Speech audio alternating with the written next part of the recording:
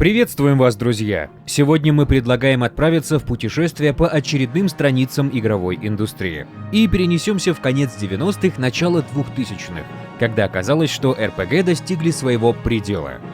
Тогда крупные студии гнались за 3D-графикой, кинематографичными кат-сценами и упрощенными механиками, будто забыв, что когда-то именно сложные текстовые RPG покорили сердца игроков.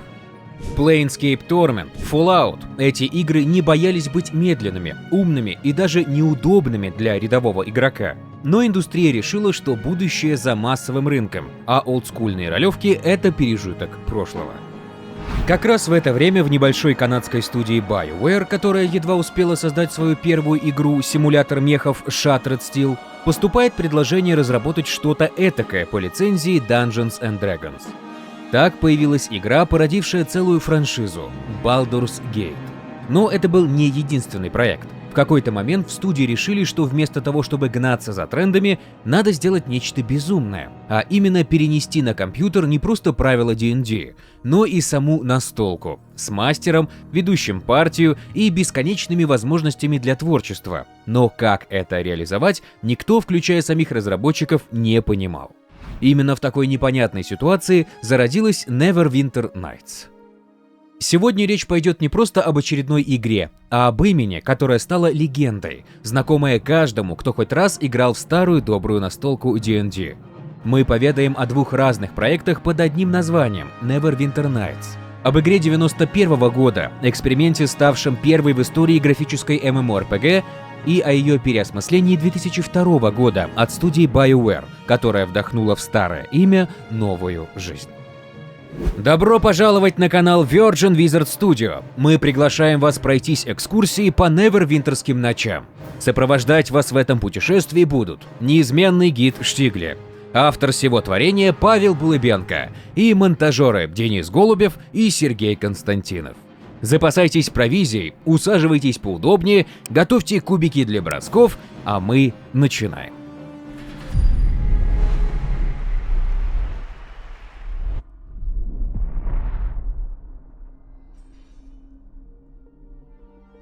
По традиции накинем немного исторического контекста. В середине 70-х, когда персональные компьютеры еще только начинали появляться и были порой непозволительной роскошью, в жизнь простых игроков ворвалась настольная ролевая игра Dungeons and Dragons. Она впервые позволила не просто следовать заранее прописанному сценарию, а буквально создавать истории самим, отыгрывая своих героев, взаимодействовать с живым миром и влиять на ход событий.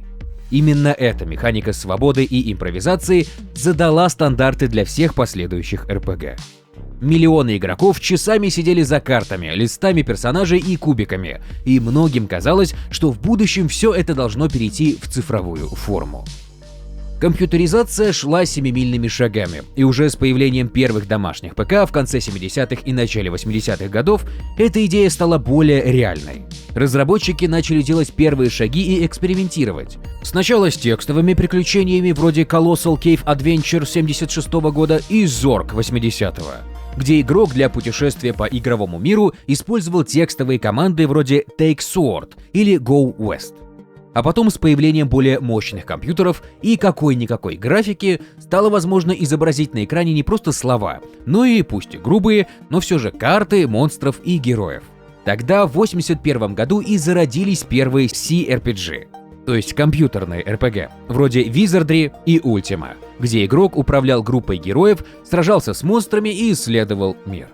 Но это были игры, которые, скажем так, вдохновлялись D&D. А вот первый проект, который прямо опирался на правила настолки, смогла разработать студия Strategic Simulations Inc. или SSI.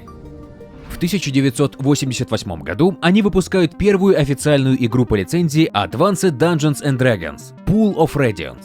Построить проект по правилам помог специально созданный игровой движок, который позже прозвали Gold Box из-за узнаваемой золотистой коробки, в которой продавалась игра.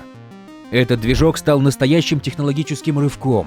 Он позволял игрокам создавать героев согласно правилам игры, использовать заклинания, давал возможность вести пошаговый бой, который отображал в псевдо-3D и переключался на вид сверху.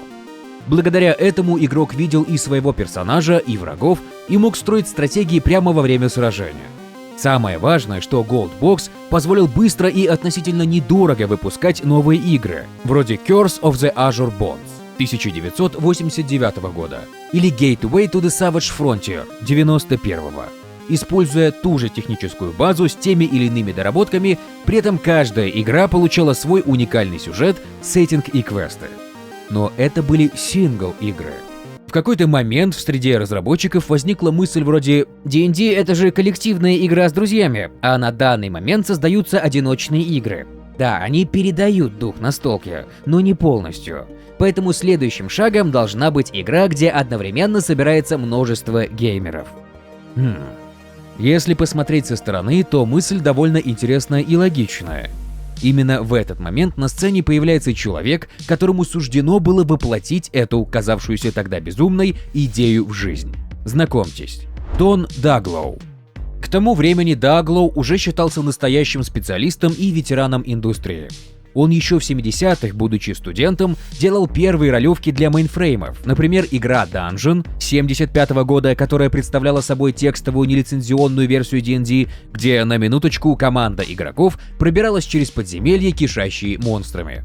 Действия в бою и перемещения были пошаговыми, из-за чего процесс казался очень медленным по нынешним меркам. Система прокачки включала в себя получение опыта, рост уровня и изучение новых навыков, что почти полностью повторяло механику оригинальной D&D. Позже он приложил руку к таким проектам, как Утопия 1981 года и Intellivision World Series Baseball 1983, а позже к первой полностью автоматизированной онлайн-игре по e-mail Quantum Space 1989 года. Футажей у нас, увы, нет. Поработав какое-то время на дядю и набравшись опыта, в 1988 году он основывает собственную студию Stormfront Studios, и вскоре судьба его сводит с SSI, которому нужна была команда для разработки новых игр по лицензии D&D. Вместе они выпустили Gateway to the Savage Frontier, но как раз во время разработки этого проекта у Даглоу возникла мысль. А что если тот самый движок Gold Box, на котором делаются одиночные RPG, приспособить под сетевую игру, где игроки будут не просто читать текст, а видеть мир и друг друга? Идея казалась почти фантастикой, ведь тогда еще интернет в современном понимании вовсе отсутствовал, а если и был, то это была модемная связь со скоростью в 300 бит в секунду. Вдохновением для Дона послужил проект Air Warrior 1987 года, где игроки могли видеть самолеты противников в реальном времени. Он тогда подумал, если возможно сделать это с самолетами, почему бы не сделать такое с героями и подземельями? Так родилась концепция Neverwinter Nights, которая стала в дальнейшем первой в мире графической MMORPG. До этого, если и были, то только текстовые. Но одной лишь идеи и сетевой D&D было мало. Нужно было не только придумать, как это сделать, но и найти тех, кто поможет донести игру до игроков. За проект ухватилась студия SSI, дав добро на использование своего движка, а ключевым партнером стала компания America Online, или просто AOL. Call now for America Online, a new way to use your computer to communicate, have fun, and get instant news and information. Для многих американцев начала 90-х AOL по факту был синонимом слова «интернет». Ведь именно они тогда за несколько долларов в час давали возможность через скрипящий и свистящий модем пользователям посидеть в сети. Но не по доброте душевной или фанатской любви к D&D компания стала партнером. Как говорится, ничего личного, только бизнес. Они видели в проекте возможность увеличить число пользователей и свои доходы, ведь чем дольше игроки будут оставаться в игре, тем больше они будут платить. Так и родился Альянс. Stormfront Studios под руководством Даглоу занимался разработкой, SSI обеспечивала движок и поддержку, а AOL брала на себя серверы и продвижение. Разработка заняла 18 месяцев, и графический проект выглядел так же, как и первая игра по лицензии, а вот с технической стороной был один нюанс. Команда Дона решила, зачем передавать все данные в реальном времени, если можно большую часть графики хранить на компьютере игрока, а по сети передавать только ключевые данные – координаты, команды, результаты боев и сообщения в чате. Этот прием оказался настоящим спасением, ведь интернет тогда мог пропустить небольшой объем информации. Кроме технической стороны, для привлечения аудитории нужно было создать мир, который игрокам был бы чем-то знаком. Поэтому выбор пал на уже известный и любимый игроками сеттинг «Забытые королевства» Forgotten Realms, а именно на город Neverwinter, который еще называли «Жемчужина Севера». Таким образом, вместо того, чтобы объяснять игрокам с нуля, что это за мир и почему он интересен, город стал сердцем игры, поскольку он обладает богатым лором и узнаваемыми для фанатов названиями улиц и районов, а также уже мелькал в настольных модулях D&D. Как позже говорил сам Даглоу, мы выбрали место, которое само по себе уже рассказывает историю. Город с огненными элементалями под горой, теплой рекой, мастерскими ремесленников и опасными улицами. Он окружен руинами, лесами и подземельями. Дает свободу для исследования. Такой подход помогал игрокам быстрее погрузиться в игровой мир. В итоге Neverwinter Nights отправилась в релиз в марте 91-го. Это была первая в мире графическая MMORPG, результат смелой идеи, продуманного бизнес-плана и мудрого выбора сеттинга, опирающегося на известный лор. А главное, игра не просто работала, а предлагала живой мир, в котором на старте могло находиться до 50 игроков одновременно, а позже сервер выдерживал уже до 500 человек. Да, их количество увеличивалось, так что самая большая нагрузка составляла около 2000 человек одновременно. Но главное, игрок мог выйти вечером и вернуться утром, а мир за это время продолжал жить своей жизнью. Другие игроки общались, сражались и выполняли квесты. Центром всего, как следует из названия, стал город Neverwinter. Из него расходились три главные дороги – на север, юг и восток, которые заканчивались воротами, ведущими в опасные руины и неизвестные земли. Именно ворота были не просто частью локации, а стали символом свободы, которую ценят в ролевых играх. Геймер сам решал, куда идти – в руины, в лес или глубже зарыться в подземелье, а также с кем сражаться, какие квесты выполнять и в какой компании. Позже игроки вспоминали, как они просто бродили по локациям, искали сокровища, встречали других игроков, устраивали дуэли и даже создавали гильдии, без какого-либо интерфейса кланов или сообществ, просто договаривались через чат. Игра не ограничивала, она предлагала исследовать мир, и именно за это Neverwinter Nights и запомнилась как первая онлайн-игра, которая давала ощущение свободы. Однако, как и любая революционная идея, Neverwinter Nights рано или поздно должна была закончить свой путь. Проект прожил на удивление долго по меркам начала 90-х, с 91 по 97 год. К моменту закрытия у игры были уже свыше 100 тысяч зарегистрированных пользователей, что для той эпохи и уровня распространения интернета казалось фантастикой. Коммерчески игра была успешной, ведь игроки платили до $8 за час игры. Это и сейчас деньги-то приличные, а тогда и подавно. Но, на удивление, это не отпугивало фанатов. Как вспоминали позже сами разработчики, игроки никогда ничего подобного не видели и были готовы платить. Причем платить не за графику как таковую, а именно за возможность быть частью настоящего живого мира и сообщества. Как оказалось, проект мог бы существовать и дальше, ведь популярность он не терял, а причиной закрытия стали разногласия между AOL, SSI и владельцем марки D&D, компанией TSR, по поводу дальнейшего развития бизнеса. Несмотря на это, за годы своего существования Neverwinter Nights успела стать по-настоящему культовой. Именно в ней появились первые в мире PvE и PvP режимы в MMORPG, первые настоящие гильдии и турниры, которые организовывали сами игроки. Лишь спустя 11 лет после закрытия, в 2008 году, индустрия официально признала заслуги этого проекта, и игра была удостоена премии Эмми в области технологий и инженерии за развитие искусства MMORPG игр, став в один ряд с такими гигантами жанра, как EverQuest и World of Warcraft. Но именно NVN по праву считают первым реальным примером того, какой должна быть онлайн-RPG. Пока Дон Даглоу творил историю в геймдеве, в Канаде образовалась компашка из 3 студентов медфака Университета Альберты. А звали их Реймонд Музыка, Грегори Зещук и Августин Йип.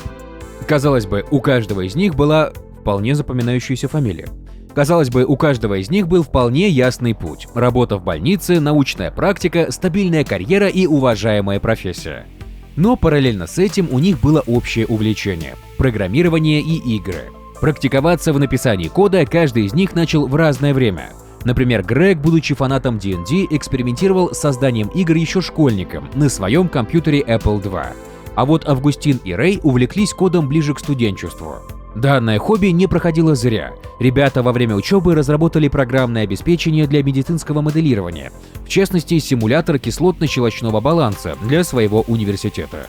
После окончания вуза в 1992 году компашка занималась медицинской практикой и дальнейшим профильным обучением, а параллельно Грег и Рэй были назначены научными сотрудниками в отдел исследований в области медицинского оборудования. Где был Августин, история умалчивает. Однако друзья, помимо прочего, частенько собирались у кого-то из них дома и часами рубились в настолку D&D и видеоигры. Как потом вспоминал Грег, именно эти посиделки после работы и стали тем самым щелчком. Мы вдруг поняли, а почему бы не попробовать сделать игру самим? Да, мы врачи, но мы любим игры, особенно RPG, умеем работать с людьми и, главное, нам реально интересно. Таким образом, было принято решение о создании своей студии разработки. Оставалось определиться с названием, которое появилось, по словам разработчиков, как компромисс между прошлым и будущим. Bio напоминало о их медицинском прошлом, а Ware было отсылкой к software, то есть к программному обеспечению. Так, в 1995-м они официально регистрируют студию под названием BioWare. Ну хорошо, создали, а теперь надо думать, каким должен быть первый проект студии. Конечно, трио мечтало создать собственную RPG, однако на данный момент у них не было ни опыта, ни технологий, да и потом нужно было себя показать в мире геймдева. На этом моменте в некоторых источниках информация примерно следующая. Основатели принялись активно мыслить и работать, что привело к появлению их первого проекта Shattered Steel. Ну почти.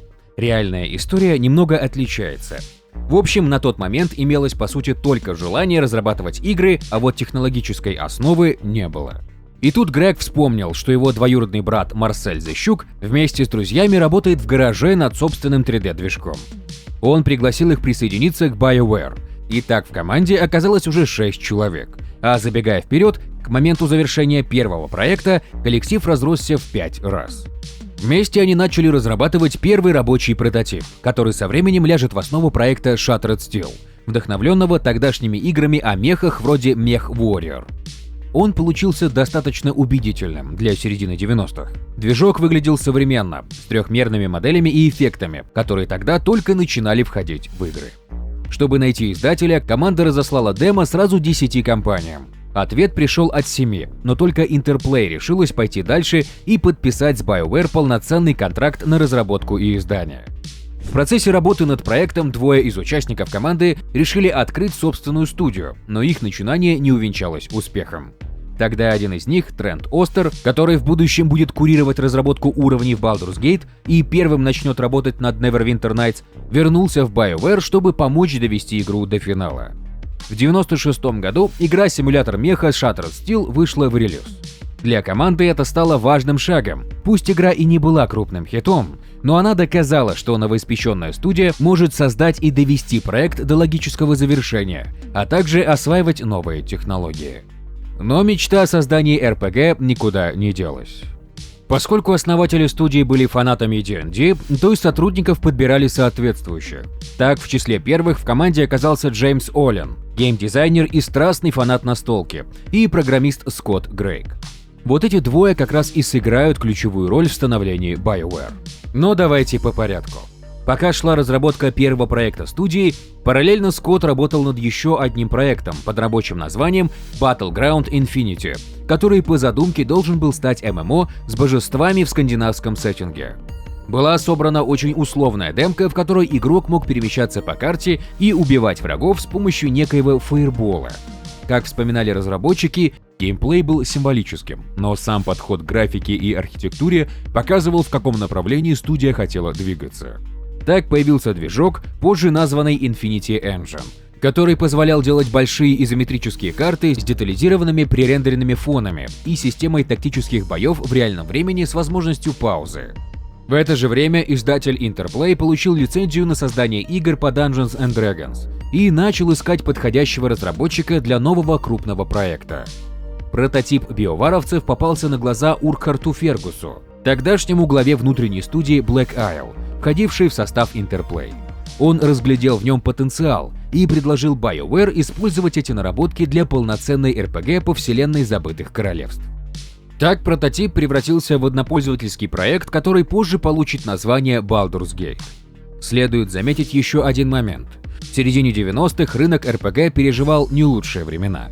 Многие считали жанр устаревшим, а основное внимание издатели и игроки уделяли стратегиям и шутерам. На этом фоне идея сделать классическую партийную ролевку выглядела довольно рискованной. Но команда музыки из Ищука решилась на это, ведь такой шанс редко выпадает. Создание игры доверили Джеймсу Олину, дизайнеру и давнему поклоннику D&D, который сумел перенести в игру атмосферу настольных партий и внимание к деталям. Вместе с небольшой, но увлеченной командой он сумел объединить сразу несколько важных элементов. Большое количество разнообразных персонажей, сюжет с нелинейностью и свободой выбора, тактическую боевую систему с возможностью ставить бой на паузу и давать приказы всей группе, а также атмосферу живого мира забытых королевств. Работа над игрой длилась около 3 лет, а команда во многом училась по ходу дела, ведь почти никто из разработчиков раньше не делал игр.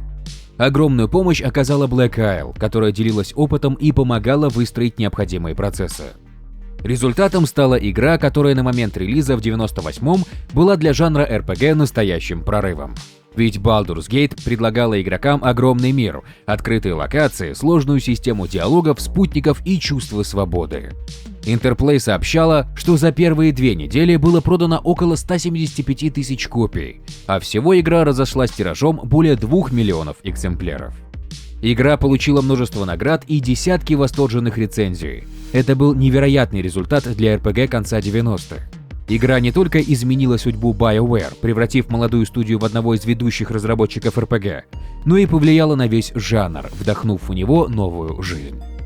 Тут еще хотелось бы сказать, что после выхода проекта студию покинул один из основателей Августин Йип, который вернулся к медпрактике, не выдержав ритма жизни разработчиков. Успех Baldur's Gate доказал, что ролевка, построенная на классических правилах D&D, где есть глубокий сюжет и партийный геймплей, по-прежнему востребована. Однако сама структура игры оставалась, так сказать, закрытой, даже несмотря на якобы свободу действий, ведь игроки могли проходить только то, что создали разработчики. В BioWare еще во время разработки Врат Балдура, примерно к концу 1997 года, Трент Остер, который занимался уровнями, задумался: а что если дать сообществу возможность самим строить свои миры и приключения? Он предложил концепцию игры, которая бы сочетала элементы классической RPG и инструментов для создания контента. По сути, своего рода цифровой аналог настольной D&D, только в компьютерном формате. Трент поначалу в одиночку принялся трудиться над задумкой. Работа над проектом шла параллельно с другими играми студии. Он не был в центре внимания, но развивался как важное экспериментальное направление. Так началась долгая история игры, которая в будущем получит название Neverwinter Nights. Постепенно идея Остера начала обретать форму настоящего проекта, не просто еще одной RPG, а совершенно нового игрового формата. Тогда в студии решили официально сформировать отдельную команду, которая бы занялась разработкой новой игры.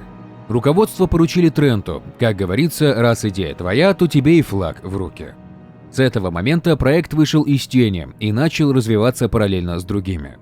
Одним из ключевых решений стало намерение построить игру не как линейную ролевку, а также сосредоточиться на разработке инструментов, позволяющих игроку самому выступать в роли мастера подземелий, создавать собственные миры, управлять сессиями, адаптировать правила под свои сценарии. Как позже говорил Грег Зещук, я подозреваю, что инструменты Neverwinter Nights станут благодатной почвой для всех фанатов D&D, когда они осознают, какие возможности они открывают. Таким образом, решили уйти от модели игра-разработчик-игрок к схеме разработчик-инструменты-сообщества. Вдохновение создатели черпали из разных источников. Понятное дело, что основным была настолка Dungeons and Dragons. Ну а теперь попробуйте угадать с 3 раз другой источник. Конечно же, это Neverwinter Nights 91 года, первая MMORPG в истории.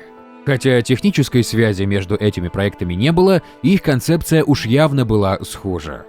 Далее BioWare решила с одной стороны обеспечить узнаваемость бренда, ведь, как мы говорили выше, активных пользователей в игре 91 года было свыше 100 тысяч, а с другой подчеркнуть преемственность, поэтому официально были приобретены права на использование названия Neverwinter Nights.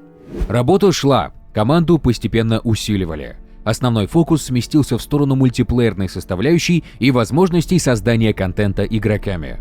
В интервью того времени Трент Остер подчеркивал, что ключевой идеей была не просто передача духа D&D, но и воссоздание чувства свободы, когда игроки не ограничены сценарием. Именно поэтому еще на ранней стадии заложили концепцию Aurora Toolset, редактора, который будет доступен каждому геймеру.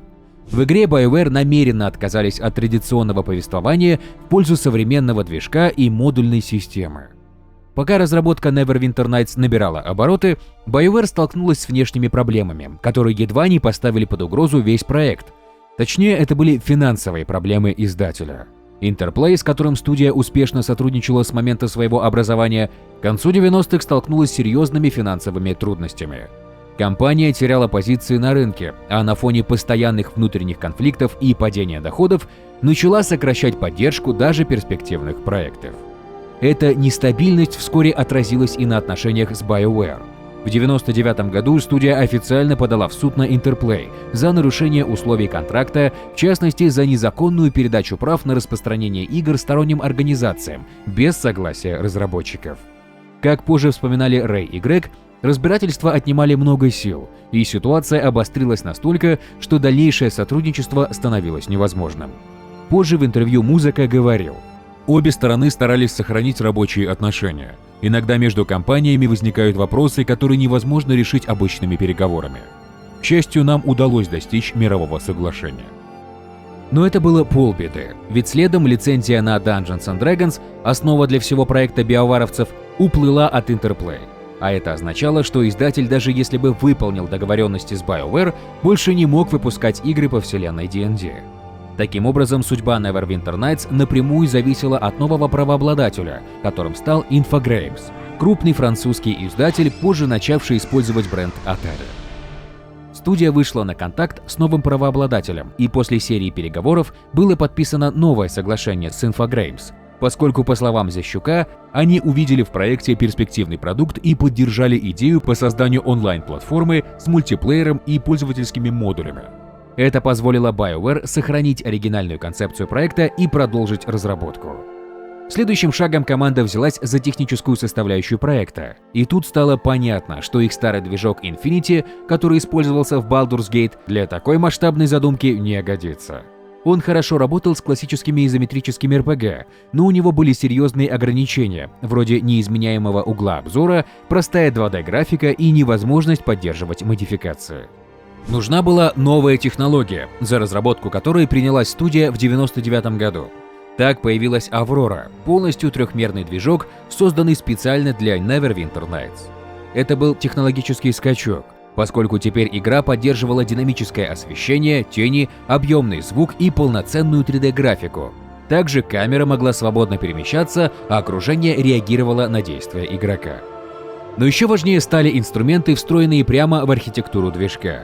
Так был создан Aurora Toolset, полноценный редактор, который использовали сами дизайнеры BioWare, и который в дальнейшем стал доступен всем игрокам.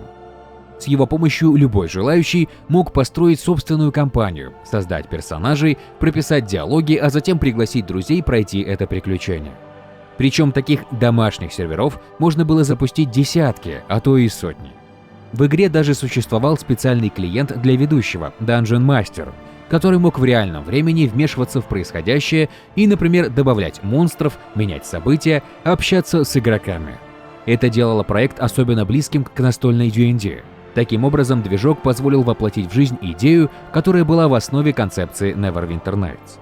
Как позже вспоминал Трент Остер, Aurora разрабатывался как операционная система для RPG, где геймер мог не только играть, но и создавать, редактировать и управлять процессом. Стоит заметить, что именно благодаря этому набору инструментов Neverwinter Nights стал некой школой геймдизайна для многих будущих разработчиков. К началу 2001 года проект уже был далеко не той задумкой, с которой все начиналось. Команда разработчиков выросла до 75 человек, что для BioWare было в новинку, поскольку раньше над их играми трудились в разы меньше специалистов. Рост команды был обусловлен увеличением не только масштаба, но и сложностью задач, ведь нужно было одновременно работать над графикой, сетевыми возможностями и инструментами для игроков. Кроме этого, возник еще один вопрос: как совместить в одиночной игре сразу два направления? Поясним. Как помните, мы говорили, что по задумке Neverwinter Nights это платформа, где сами игроки создавали свои приключения, и она по сути узко ориентировалась на фанатов настолки. Однако с точки зрения бизнеса надо было привлечь большее число игроков, которые привыкли к классической одиночной RPG с интересным сюжетом. Как понимаете, эти задачи были очень разными, и в студии не сразу сошлись во мнении, чему стоит уделять больше внимания. Одни считали, что главное — это мультиплеер и свобода действий. Другие настаивали на сильной одиночной истории, как в Baldur's Gate. В итоге решили делать и то, и другое. Разработка продвигалась сложно, не хватало времени, инструменты приходилось дорабатывать на ходу, и постоянно всплывали технические проблемы. Но команда старалась не отходить от главной идеи – дать игрокам возможность не только играть, но и создавать. Постепенно все начало складываться, и в 2002 году Neverwinter Nights отправился на полки магазинов. Чтобы по-настоящему понять, что из себя представляла Neverwinter Nights для своего времени, важно на минутку окунуться в ее мир. Не через таблицы и лорбук, а через атмосферу. Все начинается в городе Neverwinter, жемчужине Севера, одном из самых ярких символов цивилизации. Центре ремесел, магии и торговли на побережье мечей, который охватывает паника. По его улицам гуляет неведомая чума, названная вопиющей смертью. Она не щадит никого, ни простолюдинов, ни стражу, ни знать. Болезнь не поддается ни магии, ни молитвам и стремительно превращает улицы в карантинные зоны, а храмы в переполненные госпитали. Над городом сгущаются тучи, поэтому власти открывают двери академии, центра подготовки героев, тех, кто не задает лишних вопросов и умеет разбираться в проблемах мечом, фаерболом или хитростью. Для героев, которые готовы сражаться, кто за золото, кто за славу, а кто по зову сердца. Среди них наш протагонист, которому поручают разобраться в ситуации. Но прежде чем начнется хоть какое-то расследование, Академия подвергается внезапной атаке. Смерть, разрушение, предательство, а это только пролог. С этого момента игрок становится участником повествования, где тайны прошлого, заговоры настоящего и судьбы множества людей переплетаются в некое единое сказание. Геймеры ждут древние культы, интриги знати, темные подземелья и магия, способная менять мир. Герой не просто будет выполнять уйму квестов, а пытаться понять, кто является кукловодом и дергает за нити, а в дальнейшем разобраться с ним и навести порядок. Игра предлагает нелинейность и даже моральный выбор. Здесь нет лучшего добра или абсолютного зла, есть лишь точки зрения и последствия. Проект не боится задавать сложные вопросы и позволяет игроку самому искать ответы. Вы можете быть паладином или наемником, дипломатичным миротворцем или безжалостным мстителем.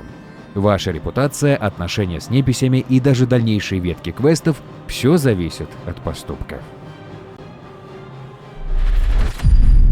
Ну а теперь перейдем к сердцу игры – геймплею. Он базируется на правилах Dungeons & Dragons 3-й редакции. Для понимания, это целый мануал примерно на 300 страниц, но мы попробуем выбрать главное. Игра устроена как настоящая настольная D&D, только на ПК.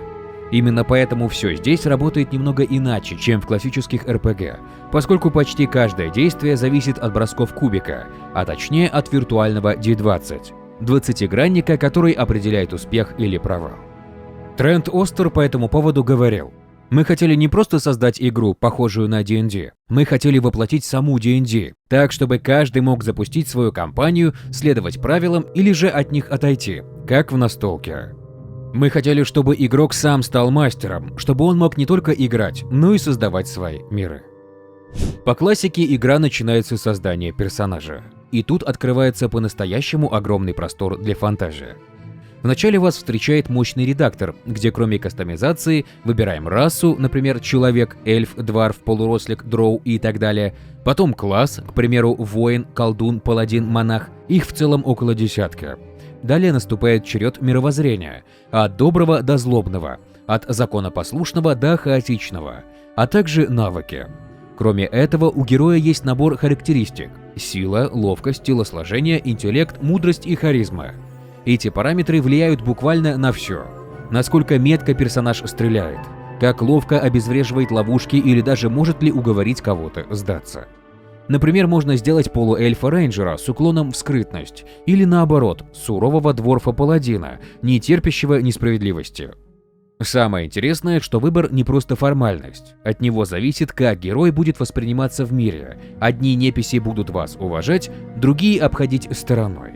Некоторые варианты диалогов откроются только персонажам определенного класса или мировоззрения. Например, только злобный персонаж может искренне поддержать предателя, а паладина будут уважать в храмах, но с преступниками договориться будет сложнее. А если вы хаотичный злодей, то легко вольетесь в темные культы, но рискуете получить лещей от стража. Помимо основной системы характеристик и навыков, игра предлагает одну из самых крутых фишек – мультиклассирование. Проще говоря, никто не запрещает игроку смешивать классы. Например, начал игру как воин, затем взял пару уровней плута, а потом и вовсе перешел на магию. Это дает огромный простор для экспериментов. Хочешь мага, который умеет скрытно подкрадываться и вскрывать замки – без проблем. Хочешь паладина, что крушит врагов, а потом метко расстреливает остатки с арбалета – пожалуйста. Правда, нужно понимать, что эта система требует от игрока хоть каких-то знаний механик, ведь важно правильно распределять уровни, чтобы персонаж не стал ни рыба, ни мясо и не огребал от каждого встречного. Как позже говорили разработчики, мы хотели, чтобы каждый игрок мог почувствовать, что это его герой, уникальный и особенный, со своей судьбой и выбором. Бои в NVN на первый взгляд кажутся простыми. Вы щелкаете мышкой, герой машет мечом или кастует заклинание, враг падает. Но за этой кажущейся простотой скрывается целый математический институт, работающий все по тем же правилам третьей редакции. Каждый удар, каждое заклинание, каждое ваше действие – это бросок кубика. Хотите попасть по врагу? Представьте, как в настолке кидают 20-гранник. Если выпало достаточно, вы попали. Хотите уклониться от огненного шара? Бросаете спас-бросок. Все рассчитывается автоматически, но механика рубль в рубль осталась той же, что и на бумаге. Также предусмотрена тактическая пауза, благодаря которой можно выдохнуть и спокойно отдать приказы персонажу и напарнику. Особую роль играют заклинания. Их тут десятки, от простых магических стрел до призывов элементалей. Причем все строго по правилам настолки, вроде подготовки, длительности эффектов, количества ячеек под магию. Например, хотите вызвать элементаля, будьте добры изучить заклинание, подготовиться и не забудьте, что вас могут прервать. Отсюда выплывает сложность, к которой стоит быть готовым.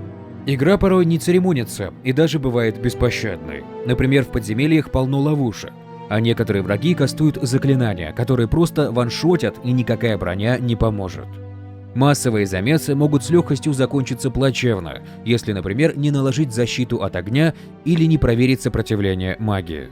Бывает, что одну комнату получится пройти с 10-го раза, не потому что сложно, а потому что без подготовки ну никак. Один из игроков по этому поводу как-то сказал: «Это не игра, где ты просто кликаешь мышкой. Это игра, где ты включаешь мозги, а когда побеждаешь, чувствуешь, что заслужил это». Одно из самых заметных отличий Neverwinter Nights от своих предшественников вроде Baldur's Gate – это система спутников. Здесь вы можете взять с собой только одного компаньона, и вот тут начинаются нюансы. С одной стороны, это удобно, ведь не надо следить за кучей персонажей, раздавать всем команды, выстраивать тактики, а есть только вы и ваш помощник. Такой подход особенно хорошо работает, если вы играете впервые и не хотите заморачиваться микроменеджментом. С другой стороны, из-за такого ограничения пропадает дух классической D&D команды, где у каждого свой характер, роль и квесты. Здесь же компаньоны — это в первую очередь полезные механики, а не личности. К примеру, если вы не плут или не взяли себе плутовские навыки, то есть компаньон, который это может компенсировать, и будет вашим единственным шансом не умереть от каждой второй ловушки и не пропустить половину сундуков. И выходит следующая ситуация. Если вы хотите интересных диалогов, реакций или конфликтов между спутниками, то, увы, это не сюда. Ведь BioWare тогда делала ставку на мультиплеер и модульность, где игроки сами создавали себе партию из друзей, а не из ИИ. В любой RPG одной из главных радостей всегда был лут. Подобрал меч, нашел редкое кольцо, случайно наткнулся на зачарованные сапоги, и вот ты уже чувствуешь себя на коне. В Neverwinter Nights с этим, мягко говоря, все не так просто. Да, лут здесь присутствует, да еще и в изобилии. Сундуки в подземельях, тайники у врагов, трофеи с монстров. Но почти все это — его величество рандом. В большинстве случаев вместо так необходимого артефакта получаешь бесполезный хлам, вроде какого-нибудь топора на +1 или кольца на сопротивление электричеству, тогда когда враги бьют только огнем. Возможно, звучит утрированно, но так и есть. Добавьте к этому то, что почти каждый сундук либо заперт, либо заминирован, либо и то, и другое, и если вы не имеете соответствующего навыка или напарника, то, естественно, остаетесь даже без мусорного хлама. Экономика тоже работает странно. Хотите купить нормальное оружие или броню – удача. Даже на поздних этапах игры вы все еще собираете с врагов по 3-5 золотых, тогда как приличный предмет в магазине стоит как крыло от Боинга. Хотите купить меч получше? Будьте добры, продайте весь ваш инвентарь, да и свою почку в придачу. Инвентарь сам по себе удобный, но часто перегружен. А вес предметов здесь учитывается, так что если любите собирать все подряд, то будете передвигаться медленно. Справедливости ради надо сказать, что лут и экономика начинают работать гораздо лучше в пользовательских модулях. Там, где игроки вручную расставляют сокровища, балансируют торговлю и награждают за реальные достижения. Игра раскрывается совсем по-другому, ведь вы помните, что проект задумывался как платформа для мультиплеера, а не для одиночной кампании. О кампании хотелось сказать вот что. Если думаете, что тут заявленная свобода в действии, то спешим огорчить. Это не открытый мир со старта, как, например, в Elder Scrolls, а скорее связанные между собой игровые зоны, которые открываются постепенно по мере прохождения. Все строится вокруг 3 актов, каждый из которых своего рода отдельный сценарий внутри сюжетки. Что первый, что последний акт начинаются в так называемой центральной зоне, откуда игрок может отправиться в разные регионы. Например, в первом акте ты исследуешь 4 района города Невервинтер, охваченного чумой. Интересно, что порядок прохождения не фиксирован, и игрок сам выбирает, с чего начать. Это создает ощущение свободы, пусть и внутри заданной локации. Но больше это чувство проявляется во втором акте, когда игрок уже не в городе, а исследует окрестности – фермы, деревни, древние руины. Именно здесь, взяв задание, можно отклониться от цели и просто изучать мир. Что касается самих квестов, то Neverwinter Nights – это не та игра, где просто говорят «иди туда, убей того». Почти каждое задание предлагает несколько путей решения.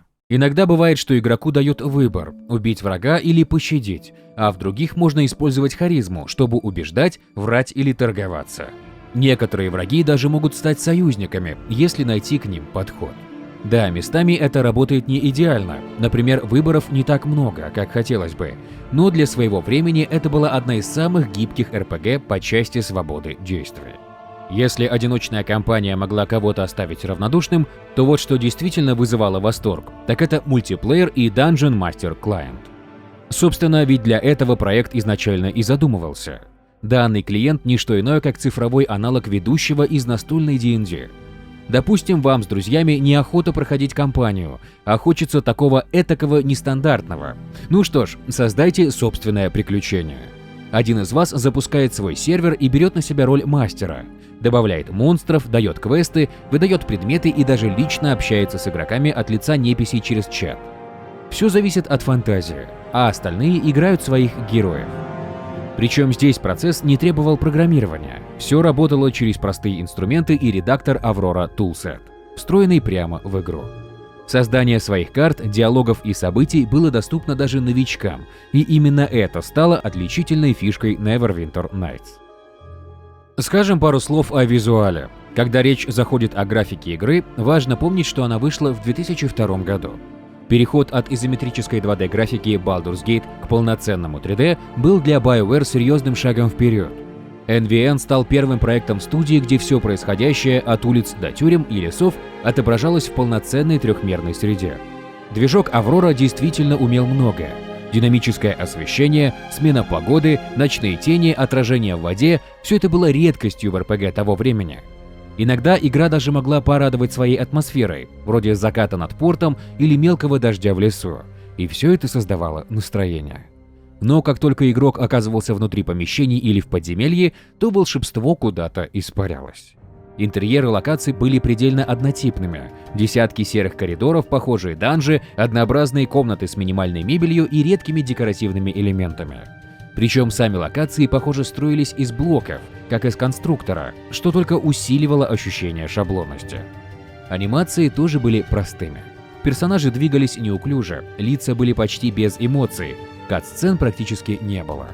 Важные повороты сюжета или личные драмы происходили в текстовых окнах, а не на экране. На этом моменте фанаты вполне могут сказать, что это компьютерная настолка D&D, и она по природе своей не должна быть фильмом. И знаете, с одной стороны, мы согласны. И даже допускаем, что шаблонность была сделана специально, чтобы в дальнейшем облегчить игрокам создание своих модулей. С другой стороны, если делаете проект на ПК, то было бы неплохо передавать эмоции через мимику, конечно, насколько это возможно, и кат-сцены. Это бы дало некую эмоциональную привязку к той же самой кампании. Хотя, возможно, именно благодаря, так сказать, этой простоте, игра до сих пор живет в модах и индивидуальных кампаниях, созданных самими игроками. Ну что ж, давайте взглянем, как приняли проект. В 2002 году Neverwinter Nights обещала стать новым словом в жанре RPG. Ее ждали, о ней писали, ее обсуждали. Уже в первую неделю после релиза было продано более 175 тысяч копий, несмотря на то, что издатель поставил ценник в $55, при том, что самая дорогая игра на то время стоила $50. Но это не остановило продажи, и спустя всего месяц игра разошлась тиражом свыше 400 тысяч экземпляров. А к концу года, по данным Atari, Neverwinter Nights преодолела отметку в 1 миллион копий, что для игры, ориентированной на сложную ролевую систему и мультиплеер, было не абы каким достижением, и, как вы понимаете, проект окупился с лихвой. Критики в целом отнеслись к проекту положительно. Они указывали, что сильные стороны проекта лежали за пределами стандартной одиночной кампании. Хвалили гибкость движка, возможность создания собственных модулей и мультиплеерный режим. Но как раз за кампанию и насыпали, что критики, что игроки. Она казалась многим безжизненной и вторичной по сравнению с насыщенным сюжетом того же Baldur's Gate. Ругали сюжет за сухую подачу и вялую постановку, а некоторые жаловались, что кампания не вызывает эмоций, а партия из 2 персонажей – это как-то несерьезно для ДНД. Если подвести некий итог, то, несмотря ни на что, разработчики воплотили главную концепцию игры. Они создали платформу, где игроки становились мастерами и авторами. Благодаря активному комьюнити появились тысячи пользовательских модулей, фанатских кампаний и серверов, а игра продолжала жить долгие годы после релиза. И в этом их главная заслуга. И именно за это проект по-настоящему любят. После выхода оригинальной Neverwinter Nights разработка проекта не остановилась. Уже в 2003 году студия Floodgate Entertainment при поддержке BioWare разработала и выпустила первое дополнение – Shadows of Untrentide. Оно представляло собой не только продолжение оригинальной истории, сколько отдельную кампанию, предназначенную для нового персонажа с 1-го уровня. Кроме новой кампании, DLC добавила в игру массу новых возможностей. Главным нововведением стала реализация классов престижа. Это более продвинутые специализации героя. Всего их добавили 5. Арфист Скаут, Волшебный Стрелок, Ассасин, Черный Страж и Теневой Танцор. Эти специализации, открывавшиеся по мере прокачки персонажа, требовали планирования и специфических условий при создании билда. Например, чтобы стать ассасином, надо было выполнить следующие требования. Быть только злым и иметь высоко прокачанные навыки маскировки и тихой походки. Престиж-классы давали дополнительную гибкость для построения персонажей и значительно расширяли возможности мультикласса. Это был шаг навстречу глубокой кастомизации, которую ценили фанаты D&D. С точки зрения геймплея, Shadows of Untrentide стал заметно сложнее. Враги уже не падали от одного удара, как в оригинале, и даже банальные гнолы или кобальды могли доставить проблем. Среди нововведений также были новые заклинания, враги, предметы и возможность более гибко управлять компаньонами. Теперь им можно было передавать вещи, задавать поведение в бою и более детально контролировать действия. Это сделало игру чуть ближе к классическим партийным RPG, хотя полноценной партии по-прежнему не было. Одним из приятных изменений стала возросшая роль диалогов. Теперь многие конфликты можно было разрешить благодаря умению убеждения, которое было и раньше, но меньше использовалось. Игрок, вложившийся в разговорные навыки, мог пройти целые фрагменты истории, практически не вступая в бой. Особенно интересно оказалась реализация связи диалогов. Решения в одном разговоре влияли на доступные опции в другом. Нельзя не упомянуть и об изменениях в Aurora Toolset, где добавили новые окружения, например, зимние деревни, а также появились дополнительные сущности, монстры и поддержка скриптов. Если Shadows of Anthrentide сделал акцент на повествовании, диалогах и ролевом разнообразии, то следующее дополнение Hordes of the Underdark, вышедшее в том же 2003-м, стало логичным продолжением истории. Оно позволяло продолжить игру персонажам из Shadows of the Anthrentide, начав новую кампанию на 15 уровне, и давало игроку возможность прокачать его до 40-го левела. Для справки, в оригинальной игре максимальный уровень был 20. DLC, кроме кампании, расширило и геймплей. Первое и важнейшее нововведение — это возможность взять сразу двух спутников. Это меняло баланс, позволяя создавать группы, где персонажи дополняли друг друга, и, наконец, это стало напоминать классическую партийную RPG. Напарники стали не только боевой поддержкой. У них появились свои мнения, диалоги, личные квесты и даже реакции на выбор игрока. В дополнение завезли новых монстров, новые навыки и 6 престиж-классов. Например, мастер оружия или божественный чемпион. И, конечно же, расширили инструментарий в Aurora Toolset. После выхода крупных дополнений BioWare сделала один интересный шаг. Они решили попробовать себя в цифровом распространении контента, напрямую от разработчиков к игрокам. По сути, студия задумала новый формат – продавать небольшие, но качественно сделанные приключения, они же модули, созданные как собственными силами, так и другими авторами. Появление этой задумки было не случайным. Комьюнити Neverwinter Nights к тому моменту стало настоящим кладезем идей. Игроки создавали десятки, если не сотни модулей, и многие из них были довольно хорошего качества. Так, в 2004 году началась программа Premium Modules, он же онлайн-магазин модулей Neverwinter Nights. Это было крайне амбициозным шагом. Steam в те годы только набирал обороты, а монетизация пользовательского контента оставалась в разряде фантастики. Именно на этом фоне магазин BioWare казался чем-то революционным. Первыми релизами стали 3 модуля. Kingmaker. В нем главный герой борется за трон и всеми правдами и неправдами пытается заручиться поддержкой влиятельных гильдий. Witch's Wake. Мрачная философская история, в которой протагонист в беспамятстве пытается восстановить свою личность и познать себя. Shadow Guard. Здесь бушуют шпионские интриги, тайные операции и политические махинации. Эти кампании предложили игрокам полноценные 5-10 часов игры. Они распространялись через официальный сайт BioWare, и это была одна из самых ранних попыток продавать цифровой контент напрямую, без участия ритейла. Как вспоминал Трент Остер, мы хотели создать рынок качественных мини-игр, чтобы талантливые авторы могли зарабатывать на своем труде, а игроки получать контент выше среднего уровня. На следующий год добавились новые модули, такие как Pirates of the Sword Coast, как следует из названия, кампания, посвященная пиратской тематике, Infinite Dungeons, процедурно генерируемое приключение для любителей подземелья и бесконечного гринда, и, наконец, Wyvern Crown of Cormyr, где игроки впервые получили возможность использовать ездовых лошадей, участвовать в рыцарских турнирах и носить плащи. По мнению многих поклонников, именно этот модуль стал лучшим среди всех премиум-выпусков, благодаря своему масштабу и разнообразию заданий. Однако все шло не так гладко. Несмотря на интерес со стороны игроков, возникли проблемы юридического характера. Ключевая из них – неясность прав на контент, основанных на лицензии Dungeons & Dragons. Вскоре между BioWare, Atari и Wizards of the Coast, владельцев прав на D&D, начались разногласия, и программа была свернута. Некоторые проекты, такие как Darkness over Daggerford и Tyrants of the Moonsea, так и не увидели свет в финальном виде, хотя позже были выложены бесплатно благодаря усилиям самих авторов.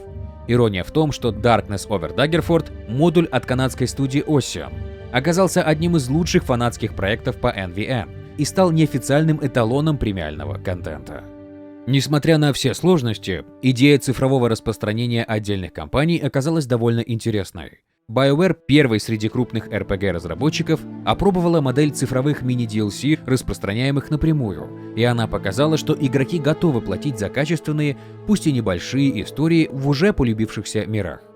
Подведем некоторый итог. Классические изометрические RPG, такие как Baldur's Gate, уже доказали свою состоятельность, но требовалось что-то новое, способное объединить богатство механик D&D с возможностями ПК.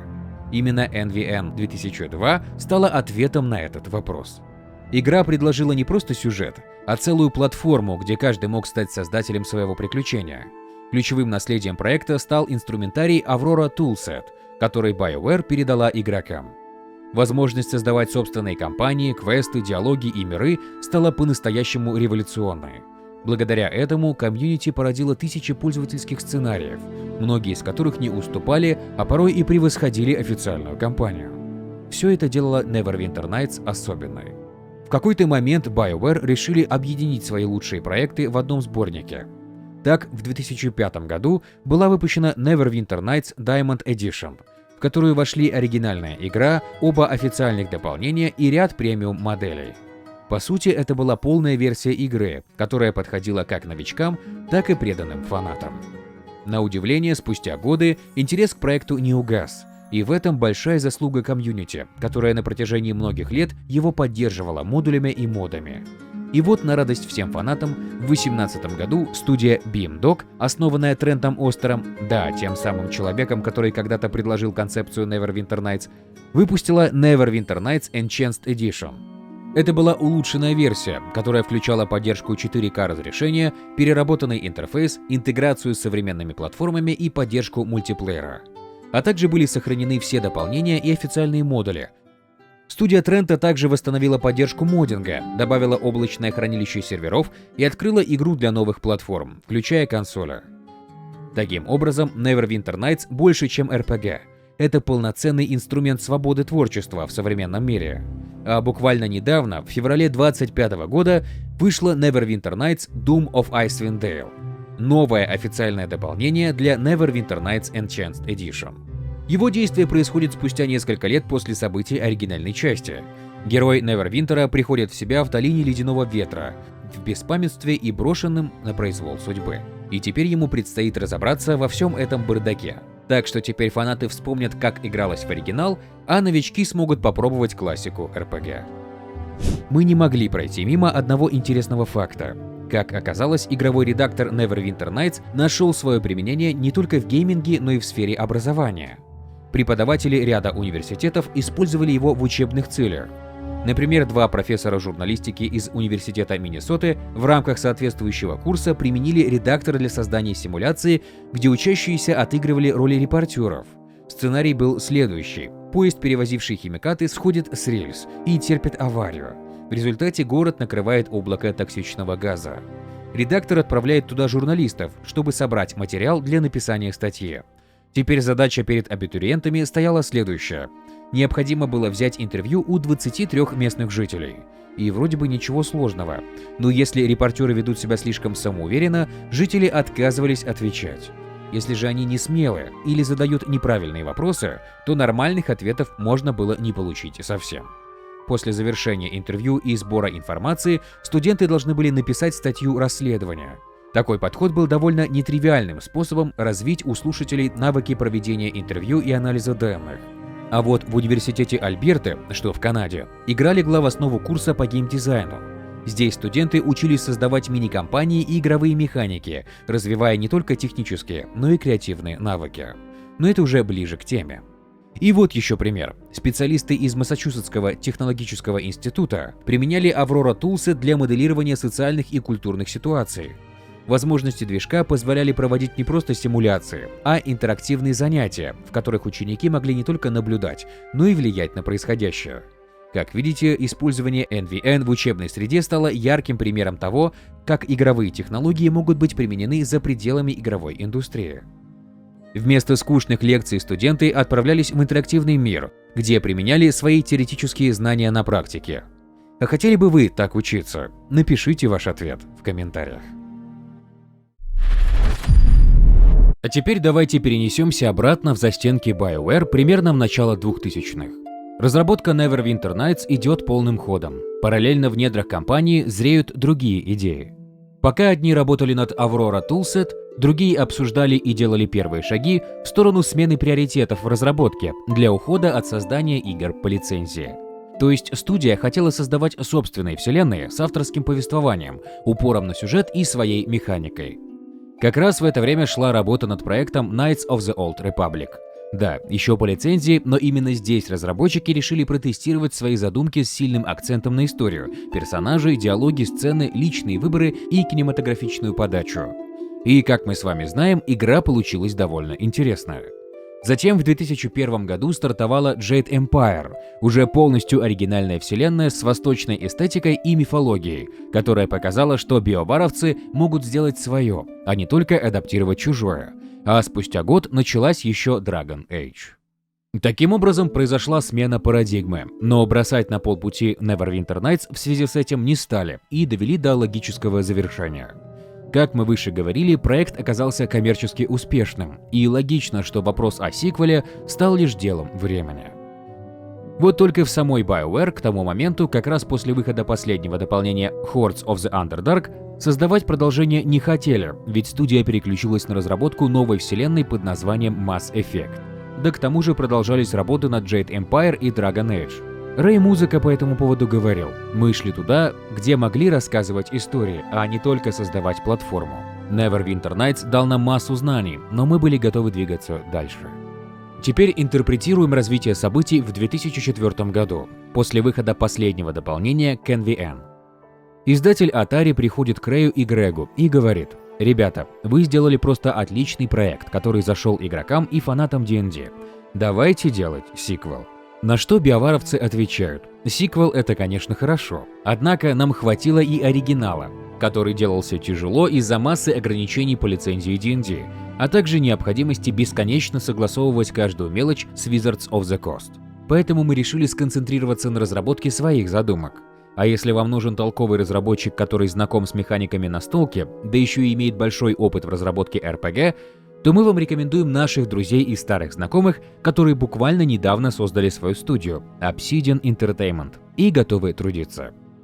Думаем, вам знакомы такие имена, как Фергюс Уркхарт, Крис Авилон, Джош Сойер, Даррен Монахан, ведь благодаря им мир увидел такие шикарные проекты, как Fallout 1 и 2, Planescape Torment и Icewind Dale. Ну и, честно говоря, за нами есть должок. Ведь когда-то Фергюс увидел в нас потенциал, и благодаря этому мы создали Baldur's Gate. И, конечно, Neverwinter Nights. Так что рекомендуем именно их. А мы со своей стороны поможем, чем сможем. На том и решили. Atari издатель, Obsidian разработчик, а BioWare дает свой движок Aurora, документацию и мудрый совет.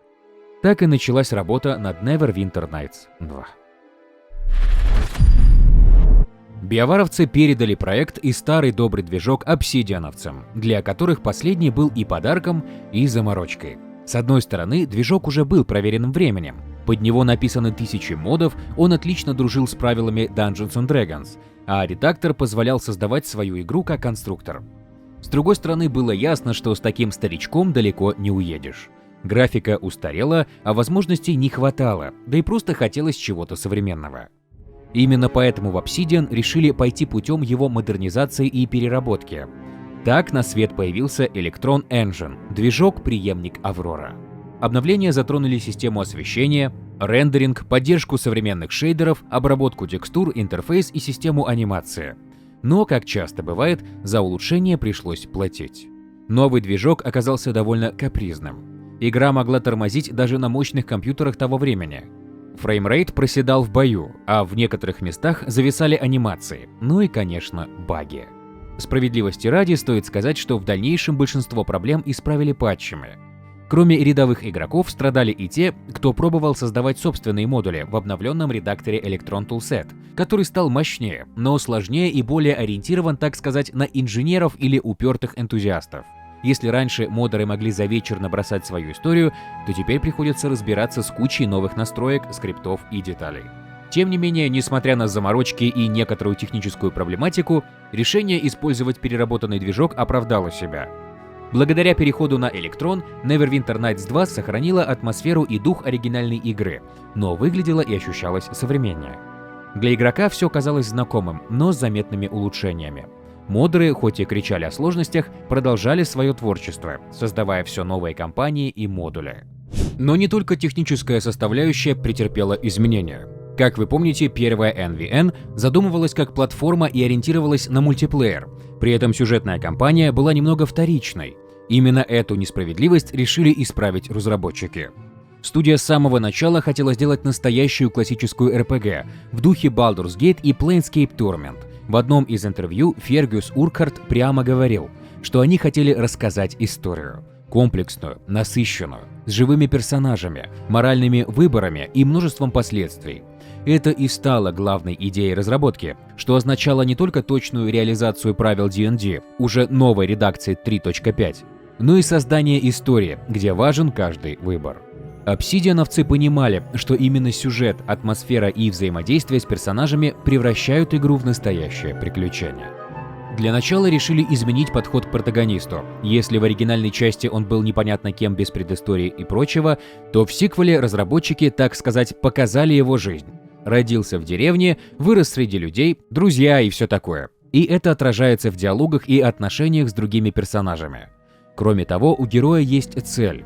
Он оказывается носителем таинственного магического предмета, из-за которого вокруг него начинают разворачиваться события. И в итоге протагонист проходит путь развития не только по уровню и скиллам, но и внутреннему, с поиском себя. Такой подход кардинально отличал сиквел от оригинала и приближал его к морально тяжелым RPG, вроде Planescape Torment. Как позже говорил Фергюс, мы хотели, чтобы это была игра, где важны твои решения, а не только билд. Далее разработчики переработали систему спутников или партийную систему, кому как удобнее. Если в оригинальной игре игроку разрешалось брать с собой лишь одного компаньона, то в сиквеле все изменилось, и теперь в группе одновременно могло быть до 3 спутников, что превращало игру из одиночной RPG в партийную. Кроме этого, было решено дать игрокам возможность управлять сопартийцами напрямую, а также экипировать их для повышения боевых качеств. Но дело было не только в количестве, управлении и вещах. В Obsidian сделали важный шаг вперед, и теперь компаньоны перестали быть просто дополнением и недостающими навыками. Теперь это были полноценные персонажи с прописанными характерами, историями, мотивацией и отношением к главному герою. Они комментировали сюжетные события, вступали в споры друг с другом и игроком, принимали сторону в конфликтах, а иногда могли даже покинуть группу, если их моральные принципы расходились с выбором героя. Крис Авелон вспоминал: «Нам важно было, чтобы каждый компаньон имел свою историю, мотивацию и конфликты, чтобы игрок не чувствовал, что он одинок, и что его решения важны». Также разработчики добавили механику влияния, что-то вроде отношений между героями и спутниками. Подобное было ранее в Knights of the Old Republic, а позднее появится в Dragon Age. В зависимости от решений игрока, его поведения в диалогах и действий в квестах, уровень доверия соратников менялся. Высокий уровень влияния, например, мог открывать личные квесты или наоборот низкий привести к предательству или уходу сопартийца. Такое переосмысление концепции Neverwinter Nights позволило перейти от платформы для D&D к истинной RPG, в которой важна не только механика, но и эмоция, переживания и история. Собственно, чего не хватало многим играм в первой части. При этом может сложиться впечатление, что Obsidian проигнорировали мультиплеерную составляющую. Однако это не так. Ведь она была отлажена еще биоваровцами, а разработчики только, так сказать, заменили инструментарий на более мощный. В общем, преодолев технические препятствия и организационные тоже, ведь это проект по лицензии от Wizards of the Coast, с которой надо было согласовывать каждую идею, Neverwinter Nights 2 после более чем 2 лет разработки отправилась в релиз в октябре 2006 года. Предлагаем краем глаза взглянуть, что получилось у обсидиановцев. Действие разворачивается в уже знакомом мире забытых королевств, и в центре событий величественный город Невервинтер.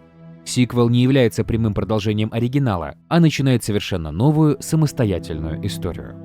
Здесь вы не могущественный герой, который уже прошел множество битв и заработал славу.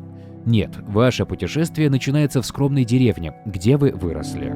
Здесь жизнь течет размеренно, пока однажды на нее не совершается нападение. А напали не просто так. Нападавшие ищут некий таинственный предмет, и это событие навсегда меняет жизнь героя.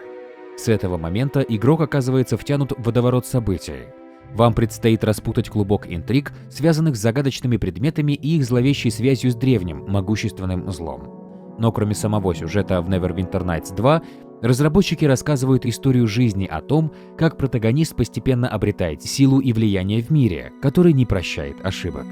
Ваши действия и выборы имеют реальные последствия, и именно через них вы будете заслуживать уважения окружающих.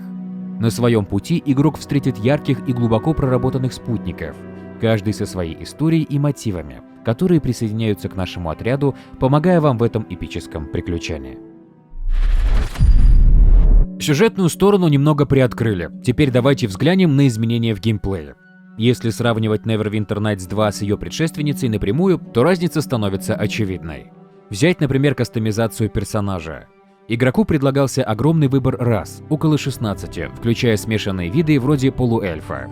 Кроме этого, были внесены значительные изменения во многие основные квесты, что повлияло на их способности, заклинания, очки навыков и развития. Например, животные компаньоны друидов теперь развивались вместе с уровнем друида, делая их более жизнеспособными. В базовой игре со старта было введено 17 престиж-классов, а в дальнейшем добавлялись еще в расширениях.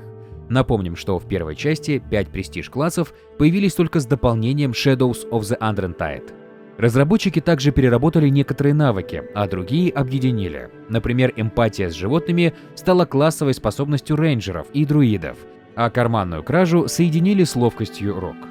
Сиквел теперь позволял мультиклассировать до 4 различных классов, предлагая еще большую гибкость в создании уникальных и специализированных билдов по сравнению с 3 классами в Neverwinter Nights 1. В общем, обсидиановцы реализовали правила D&D версии 3.5, что привело к более глубокой кастомизации персонажей и большему разнообразию билдов. Хотелось бы сказать пару слов о боевой системе. Бои в Neverwinter Nights 2 устроены по той же схеме, что и в первой части – сражения в реальном времени с возможностью паузы. В отличие от оригинала, где игрок чаще всего бегал в одиночку или с одним напарником, теперь под вашим контролем целая группа. Такой подход требует от геймера большего внимания к тактике, позиционированию и использованию умений в бою.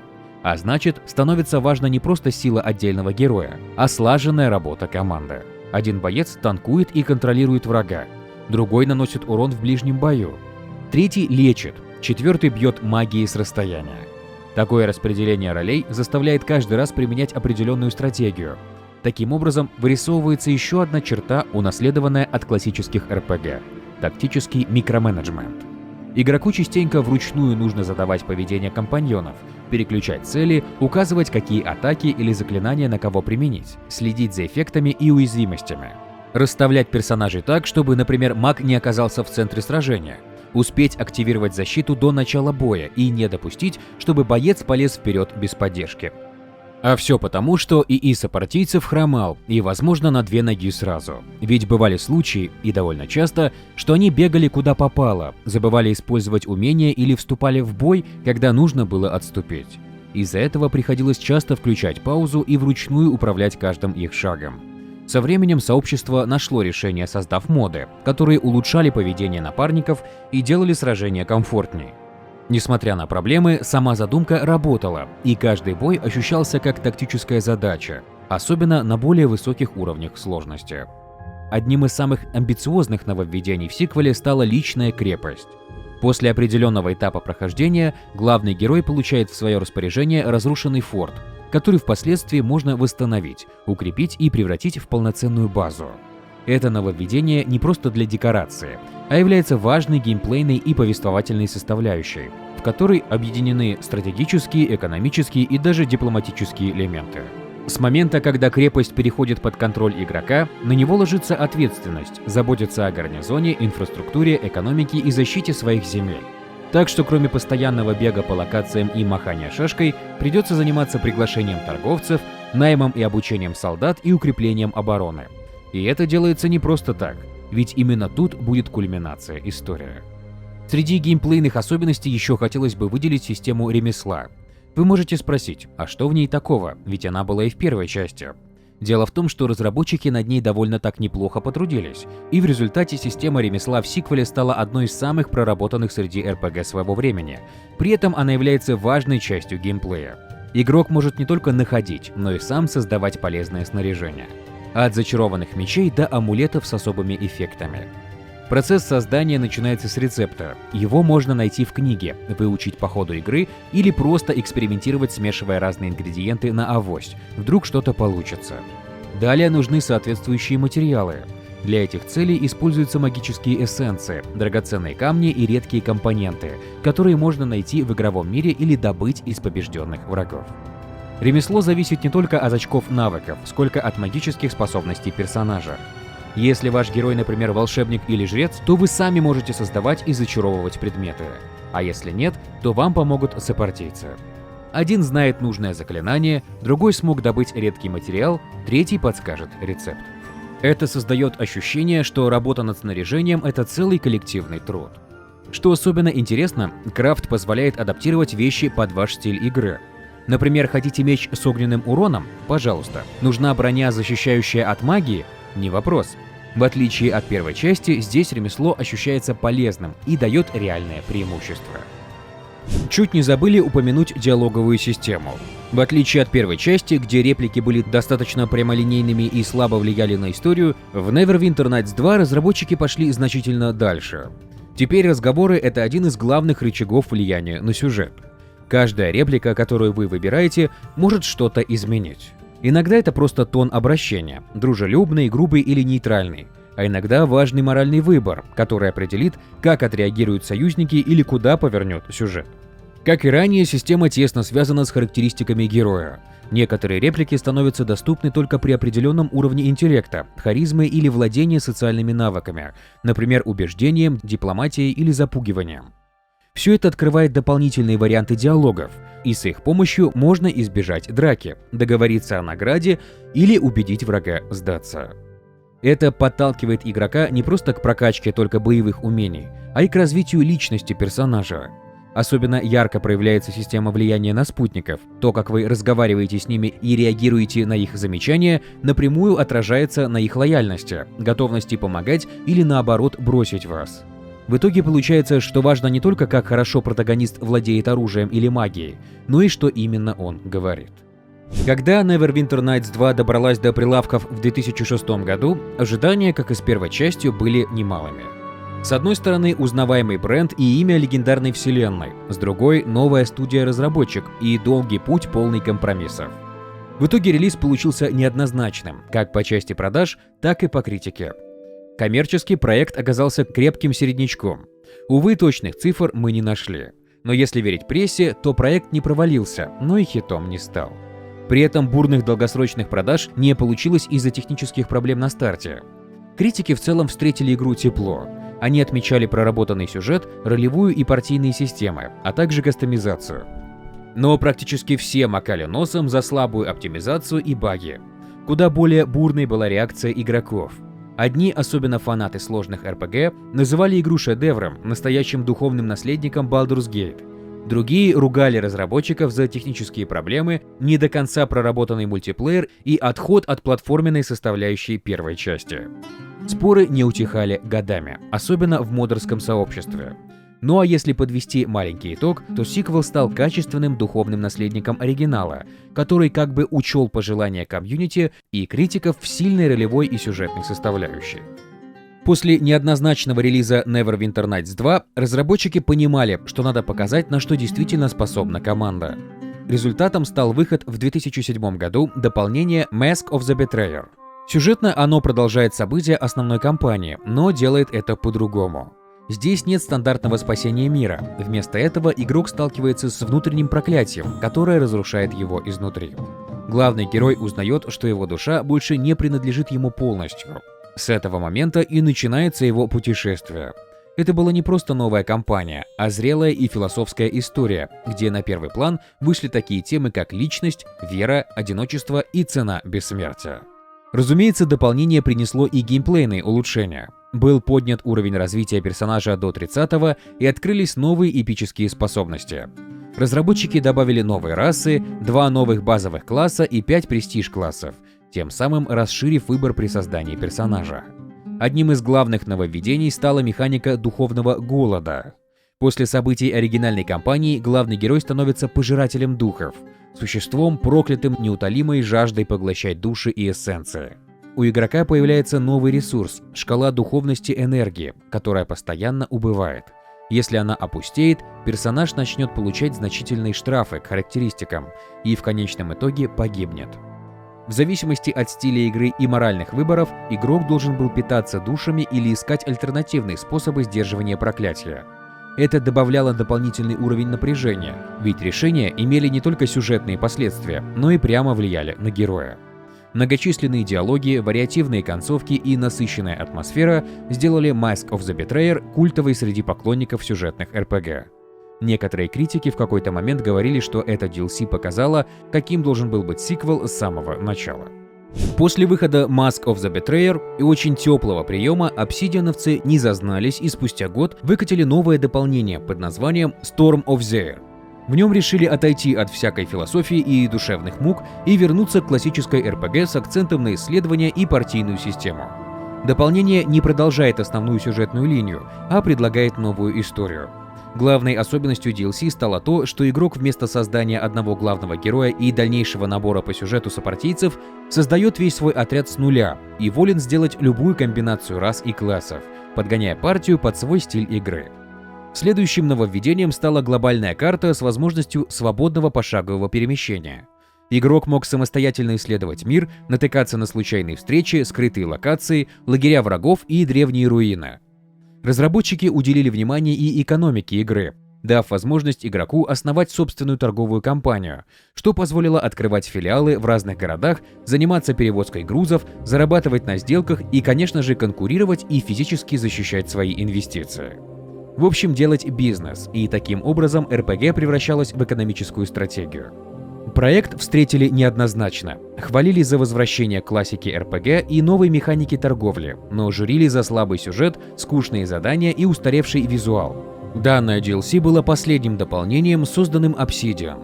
Далее разработчики больше не работали над серией, поскольку, если верить источникам, у них завершился контракт с Atari, и они хотели сосредоточиться на своих разработках, проектах Alpha Protocol, а также над Fallout New Vegas. Следует заметить, что кроме двух официальных дополнений выделяют еще проект Neverwinter Nights 2 Mysteries of Westgate, который вышел в 2009 году. Однако это больше премиум-модуль наподобие Kingmaker для первой части Neverwinter Nights. Его разработкой занималась сторонняя студия Ocean Studios, которая создала до этого модуль для первой части Darkness over Daggerford. Выше мы упоминали о нем. Самое интересное, что модуль для сиквела был создан еще в 2007 году, и только спустя 2 года официально опубликован после решения проблем с правами и техническими вопросами. Mysteries of Westgate предлагает новую кампанию, в которой протагонист пытается избавиться от проклятой маски, найденной в данже, но по итогу оказывается втянутым в конфликт между двумя могущественными фракциями – ночными масками и их конкурентами – эбеновыми когтями. Игроку предстоит решать, кому доверять, с кем сотрудничать и каким путем идти. Каждый выбор влияет на развитие сюжета, концовку и отношения соратников. Давайте подведем промежуточную черту по сиквелу. Что мы в целом получили на выходе? Это амбициозная и неоднозначная RPG, которая попыталась быть всем и сразу, и наследником культовой первой части, и самостоятельной игрой с глубоким сюжетом, и мощным инструментом для модеров. Получилось ли? Каждый сам ответит, поскольку каждый из нас в проекте ценит определенные качества. Для кого-то важен сюжет с моральным выбором и эмоции, а кому-то на историю все равно, и ему важен мультиплеер. В целом, несмотря на технические шероховатости, проект Neverwinter Nights 2 оставил свой важный след в истории RPG. На этом история игры могла бы закончиться, но время показало, что интерес к проекту не исчез.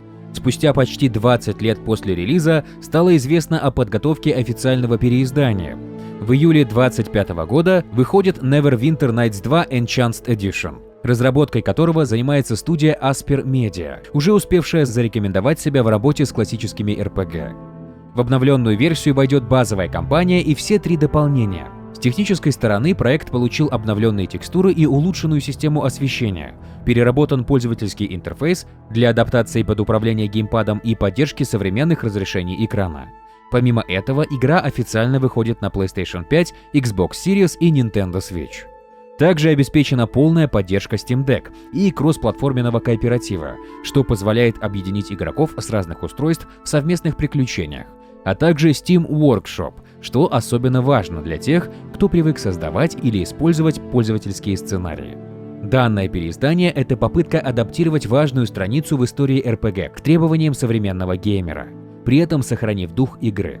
Для ветеранов и поклонников это будет повод поностальгировать о прошлом, а для новых игроков — это знакомство с классикой ролевых игр.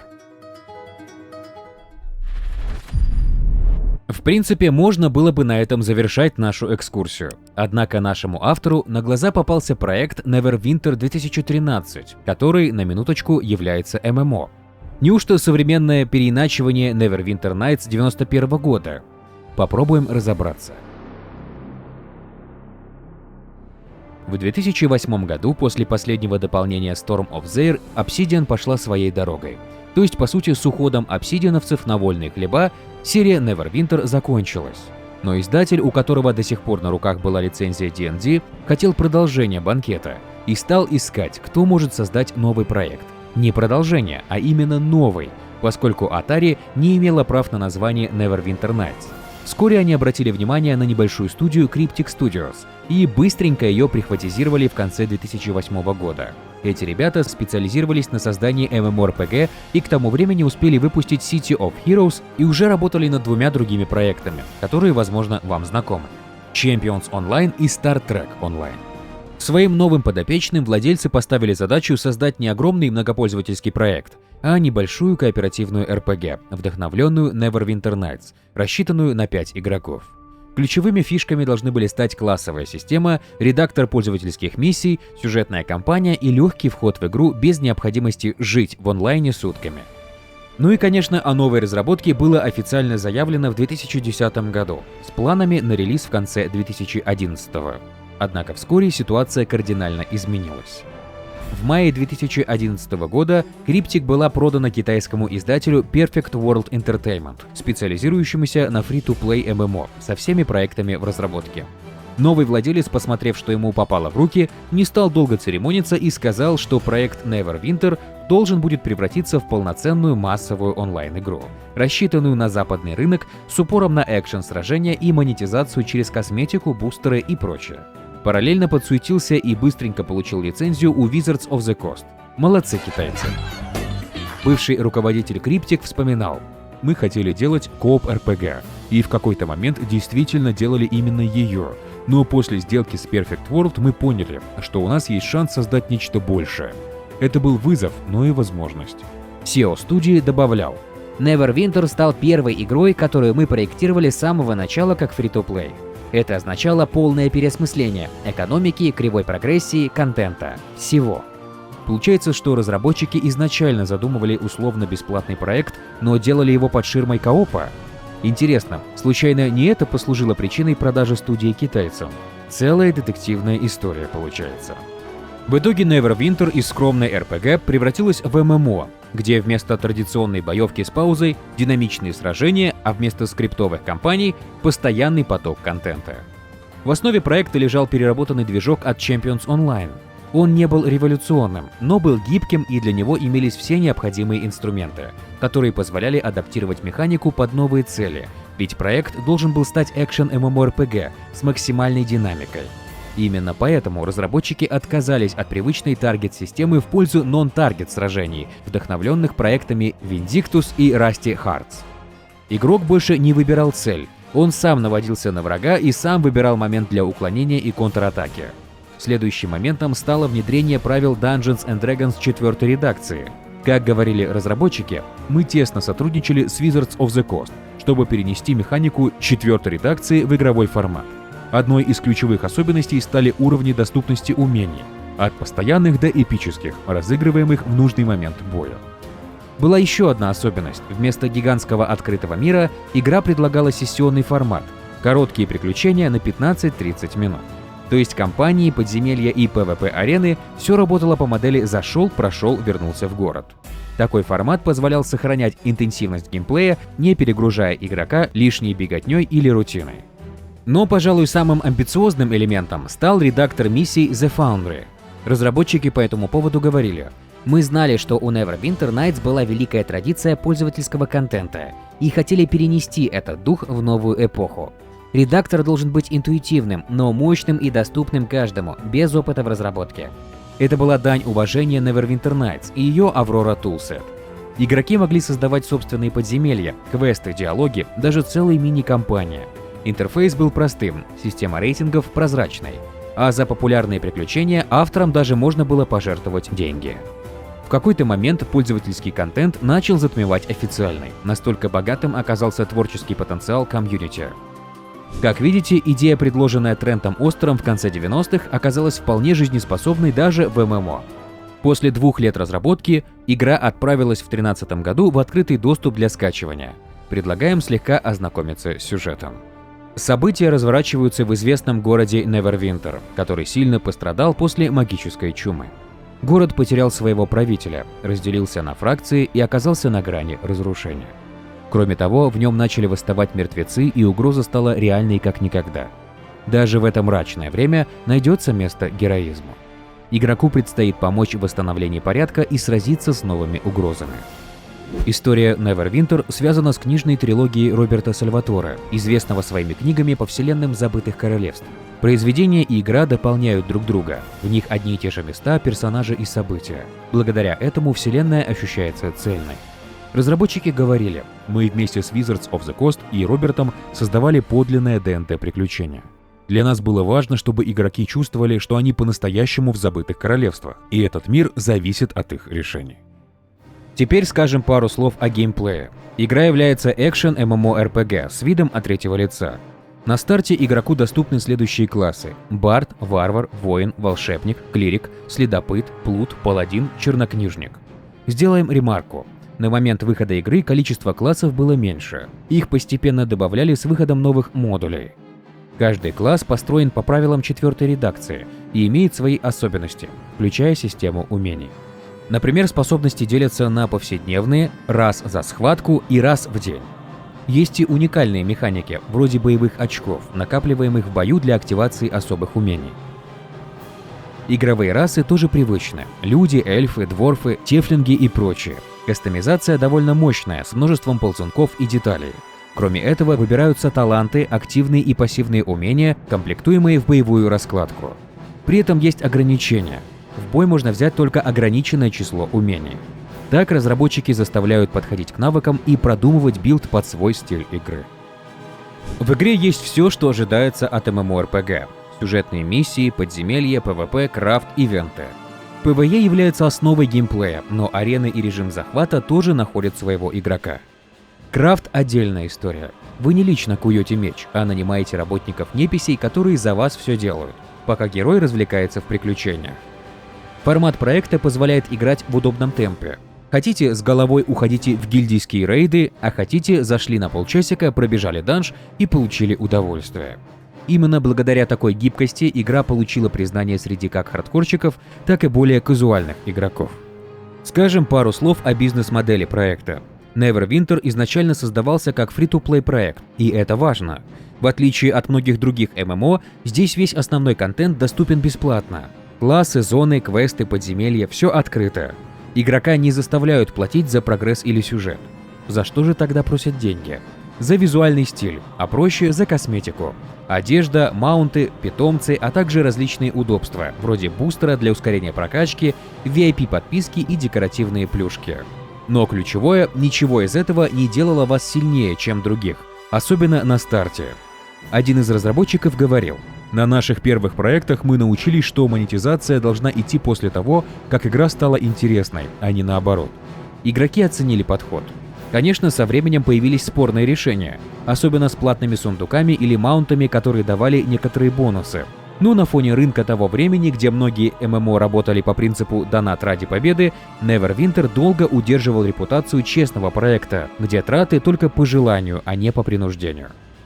На момент выхода проект вызвал живой интерес. Критики отмечали бодрый боевой геймплей, приятную графику, атмосферу мира, знакомую по книгам и настольным кампаниям, нестандартный подход к сессионности и доступность для новичков. Но корили за однообразие заданий, слабоватую сюжетку, долгий гринд, а в дальнейшем за усиление монетизации с отходом от модели free-to-play. Но ключевым аргументом в пользу игры стал редактор The Foundry. Комьюнити сразу оценила возможность создавать собственные квесты, которые не только приживались, но и активно оценивались другими игроками. Многие фанаты Neverwinter Nights увидели в этом долгожданное продолжение идей оригинала, игру для тех, кто хочет быть мастером подземелий. Спустя время разработчики перестали поддерживать редактор. Видимо, игроки стали делать в разы качественнее контент, и в 2019 году его отключили, что вызвало волну негодования. Проект Neverwinter, или как его некоторые называют Neverwinter Online, живет и процветает до сих пор. А все потому, что разработчики сделали ставку на регулярные крупные обновления, называемые по классике ДНД модулями. Особенностью этих модулей было то, что они выходили стабильно, раз в несколько месяцев, и добавляли новые зоны, подземелья, противников, сюжетные арки и классы. Также игра постепенно адаптировалась под запросы аудитории, перерабатывался баланс и классы, вводили новые ивенты и активности. На сегодня было уже выпущено более 30 модулей. Что же хочется сказать напоследок об этом проекте?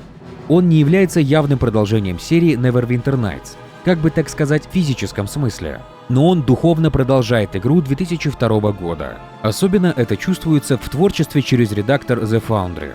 По сути, онлайновский проект взял концепции ровно так же, как в свое время Neverwinter Nights взяла их у первой в истории MMORPG. Вот вам и круговорот истории. Пора подводить итог сегодняшней экскурсии. Neverwinter Nights — это больше, чем просто игра. Это цифровая эволюция настолки D&D, своеобразный мост между бумажными листами и экраном компьютера. От первых шагов Дона Даглоу, придумавшего, как перенести ее в онлайн, до Аврора Тулсет, давшего каждому возможность быть мастером подземелья, и вплоть до ММО 2013 года, где редактор миссий также дал творческую свободу в руки игроков, хоть и ненадолго. Первая Neverwinter, рожденная как эксперимент BioWare, показала, что можно перенести любимую игру со всеми правилами в цифровой формат, сделав платформу, где каждый мог быть не просто героем, но и создателем собственных миров. Сиквел, созданный опытными руками Obsidian, добавил игре глубокую сюжетную составляющую, эмоцию и драму. Онлайн-версия, хоть и пошла в ином направлении, показала, что дух Neverwinter Nights все еще жив, пусть даже и в другом жанре. Каждый из этих проектов имел свои преимущества и недостатки, поскольку идеальных не существует. Как вы знаете, в 2008 году оригинальная серия Neverwinter Nights закончилась. Но благодаря комьюнити, которая по сей день продолжает создавать фанатские модули, проект продолжает жить, поскольку это уже по сути культурное явление. Это понимают и профессиональные разработчики, ведь зачем тогда выпускать переиздания классических игр? Сначала фанатов порадовали выпуском в 2018 году обновленной первой частью, а на момент написания сценария комьюнити ждет переиздания сиквела Невервинтеровских ночей. Поделитесь в комментариях своим мнением о данной серии игр. Какая часть вам больше по душе? Создавали ли вы свои кампании? Ждете ли переиздания сиквела? Спасибо, что досмотрели нашу экскурсию. Надеемся, она вам понравилась. Подписывайтесь на канал Virgin Wizard Studio. Жмите свой лайк и, конечно, не забудьте про колокольчик, чтобы не пропускать новые видео. Играйте только в хорошие игры, ну или в те, которые вам нравятся.